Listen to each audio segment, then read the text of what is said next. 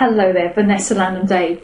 Now look, it's just gone 7 o'clock, it's that time of the night, and in my house that means a gin and tonic. So I want to talk to you about Silent Pool. Anybody that comes from the Surrey area may well have heard of Silent Pool gin.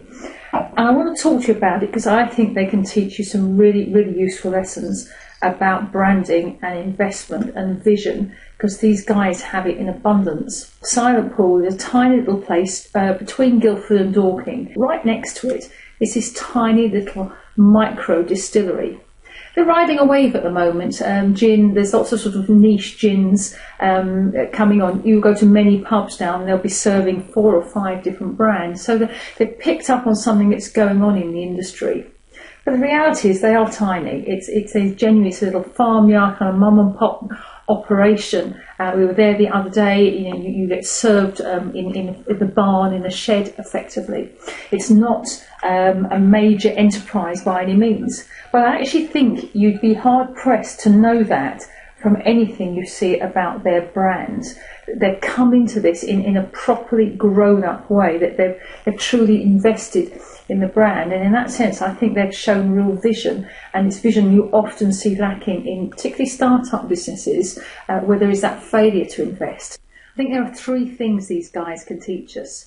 Number 1, they've invested right from the start. They haven't waited to be successful before they try to look grown up. They haven't come at this from a DIY, underpowered, underinvested point of view. They've come at it right at the top. They had a vision about where they wanted to go with their brand, and you can see it right from the start. And I promise you, it's cost them a bit of money, but the outcome incredibly different. They've taken time to understand the market. They've understood there is a niche. There's a particular place that they can sit. They're not trying to be the gin for everybody. They're not trying to take over from Gordon's or from Bombay. They're a niche brand. It's a premium price product. Not everyone is going to buy it, but because it's premium price, say that brand and that investment is really telling.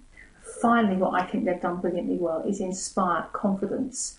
Drinks like this are sold through resellers. Of course, they'll sell a few bottles direct from the farm up at Silent Pool, but otherwise they're selling through third parties, through shops, through bars, and getting that brand established is really important. And there's a lot of competition out there. So by understanding that competitive landscape, they know what their story is. They're getting their story across to those resellers. Many bars and pub chains locally are stocking Silent Pool. I noticed it there's a delicatessen in Godalming where I live, and lots of other places now, into independents, are stocking it. So you're seeing them around the place. It looks like they're going to be stocked and listed by Majestic. And Majestic are a big house.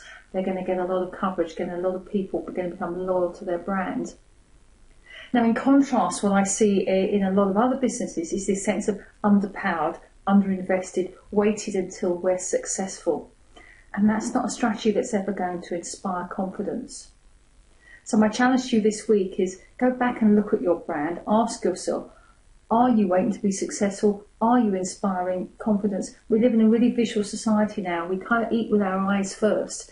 If when you look at your website and your brands and the other materials you're putting out there, are you inspiring confidence? That's saying to people, invest in me, because it will make a big difference, I promise.